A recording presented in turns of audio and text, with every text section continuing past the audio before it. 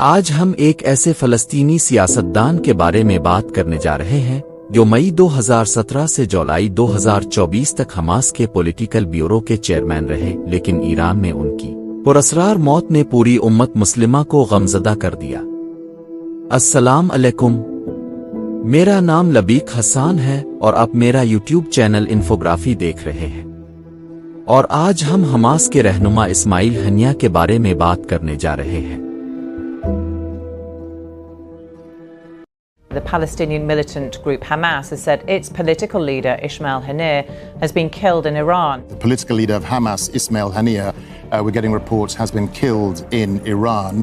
کے چند گھنٹے بعد ہی اسرائیل نے ایرانی دارالحکومت تہران میں حماس کی اہم ترین شخصیت اور لیڈر اسماعیل ہنیہ کو ان کے ایک گارڈ سمیت شہید کر دیا ہے۔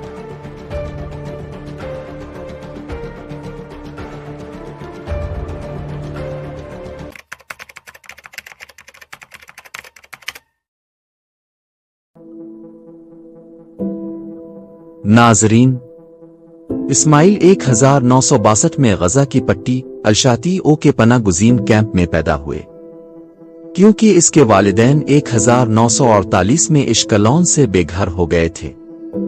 اس نے اپنی ابتدائی تعلیم اقوام متحدہ کی ریلیف اینڈ ورکس ایجنسی کے زیر انتظام اسکولوں سے حاصل کی۔ انہوں نے غزہ کی اسلامی یونیورسٹی میں داخلہ لیا، جہاں سے انہوں نے عربی ادب کی تعلیم حاصل کی۔ وہ شروع سے ہی طلبہ کی سیاست میں بہت سرگرم رہے۔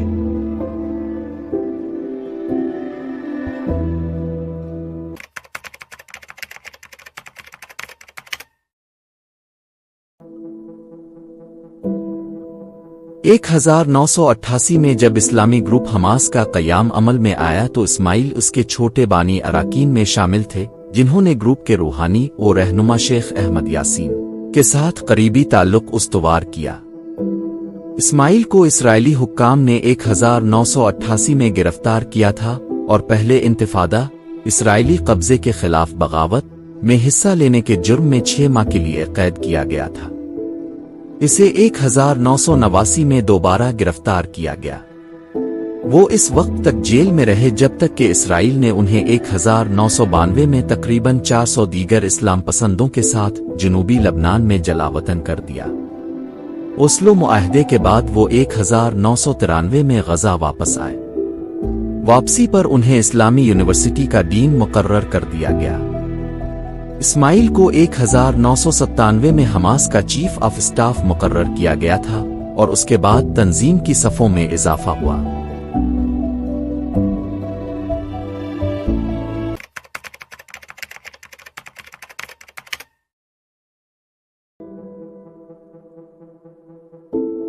اسماعیل ہنیہ حماس کی فہرست کے سربراہ تھے، جنہوں نے 2006 کے فلسطینی قانون ساز انتخابات میں کامیابی حاصل کی، اسرائیل کے خلاف مسلح مزاحمت کی مہم کی قیادت کی، اور اس طرح وہ فلسطینی ریاست کے وزیر اعظم بن گئے۔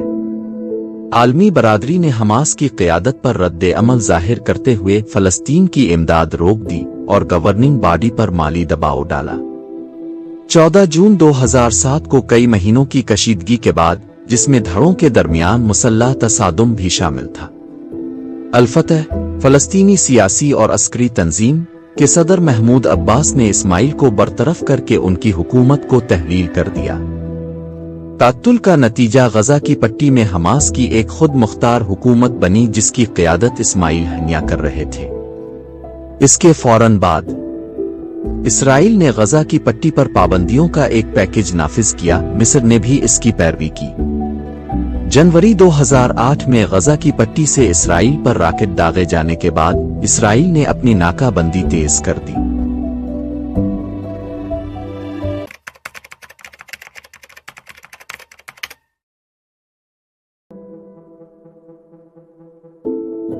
حماس کا غزہ کی پٹی پر کنٹرول برقرار رہا اور اس کی حکمرانی کبھی کبھار سیاسی کامیابیوں اور ناکامیوں کے درمیان گھومتی رہی۔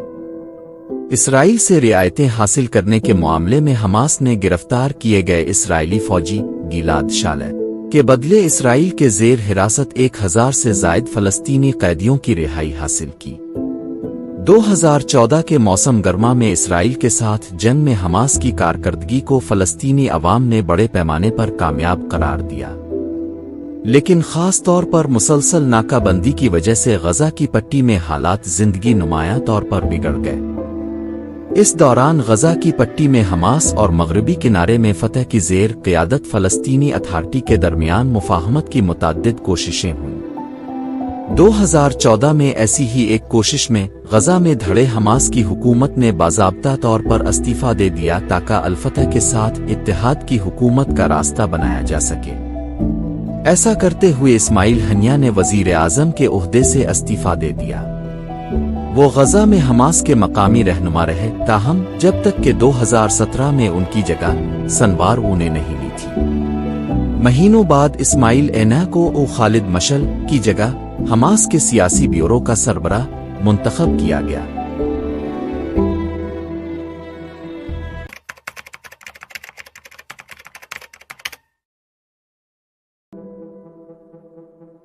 دسمبر 2019 میں اسماعیل ہنیہ نے غزہ کی پٹی چھوڑ دی اور ترکی اور قطر میں رہنا شروع کر دیا، جس سے حماس کی بیرون ملک نمائندگی کرنے کی صلاحیت کو آسان بنایا۔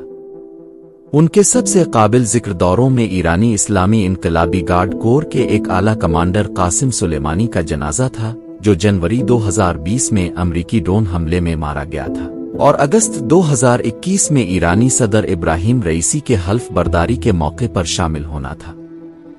اس مہینے کے آخر میں جب امریکی فوجیوں کا افغانستان سے انخلا ہوا، اسماعیل نے طالبان رہنما عبدالغنی برادر کو فون کیا تاکہ ملک میں امریکی موجودگی کے خاتمے پر مبارکباد پیش کی جا سکے۔ اکتوبر 2022 میں اسماعیل ہنیہ نے شام کے صدر بشار الاسد سے ملاقات کی۔ یہ حماس اور شام کے رہنماؤں کے درمیان پہلی ملاقات تھی جب سے حماس نے شامی بغاوت کے دوران تعلقات منقطع کیے تھے۔ اسرائیل حماس جنگ کے دوران اسماعیل ہنیہ نے قطر اور مصر کی ثالثی میں ہونے والے مذاکرات میں حماس کے وفد کی قیادت کی۔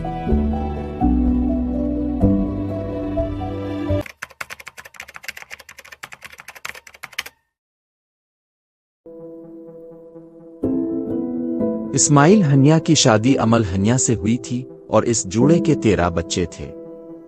2009 میں یہ خاندان شمالی غزہ کی پٹی میں الشت پناہ گزین کیمپ میں مقیم تھا۔ 2010 میں یہ جوڑا غزہ شہر کے رملہ محلے میں شفٹ ہو گیا۔ کچھ دوسرے ممالک کا دورہ کرنے کے بعد اس نے مستقل طور پر دوحہ قطر میں رہائش اختیار کرنے کا فیصلہ کیا۔ اس کا خاندان 2021 میں وہاں اس کے ساتھ شامل ہوا۔ 17 اکتوبر 2023 کو اسرائیل حماس جنگ کے دوران غزہ شہر کے شیخ رضوان محلے میں اسرائیلی فورسز کے فضائی حملے میں مبینہ طور پر 14 فلسطینی ہلاک۔ اسماعیل کا بھائی اور بھتیجا متاثرین میں شامل تھے، جبکہ خاندان کے متعدد افراد زخمی ہوئے۔ ان کے 3 بیٹے اور 3 پوتے 10 اپریل 2024 کو غزہ کی پٹی میں مارے گئے۔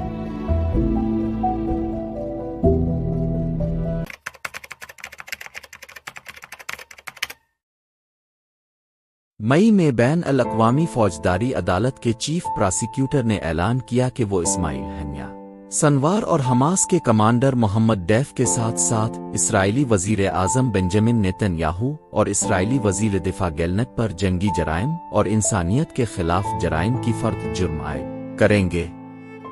گرفتاری کے وارنٹ طلب کیے جائیں گے۔ 29 جولائی 2024 کو اسماعیل ہنیہ کو تہران میں اس وقت قتل کر دیا گیا جب وہ ایران کے صدر مسعود پزشکیان کی حلف برداری کے لیے گئے تھے۔ حماس نے کہا کہ وہ ایک رہائش گاہ پر فضائی حملے میں مارا گیا۔ اس وقت ان کی عمر 62 سال تھی۔ نیو یارک ٹائمز کے مطابق ہنیہ کو 2 ماہ قبل اس کے گیسٹ ہاؤس کے کمرے میں چھپایا گیا ریموٹ سے نصب بم کا استعمال کرتے ہوئے قتل کیا گیا تھا، جو اس وقت شروع ہوا جب یہ معلوم ہوا کہ وہ اندر ہے۔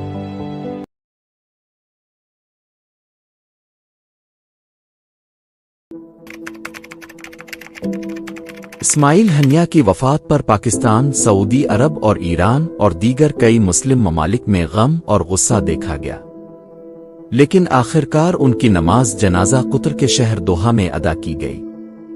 اس موقع پر سینکڑوں لوگ شرکت کے لیے آئے۔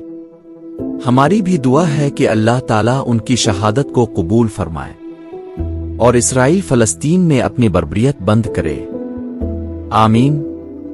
اگر آپ کو یہ ویڈیو پسند آئی ہے تو براہ کرم اسے لائک کریں، میری ویڈیو کو دوسروں کے ساتھ شیئر کریں، کامنٹس میں اپنی رائے کا اظہار کریں، چینل انفوگرافی کو سبسکرائب کریں اور شاہنواز بھٹو کی سوانح عمری دیکھنے کے لیے دائیں ویڈیو پر کلک کریں۔ اب مجھے اجازت دیجیے۔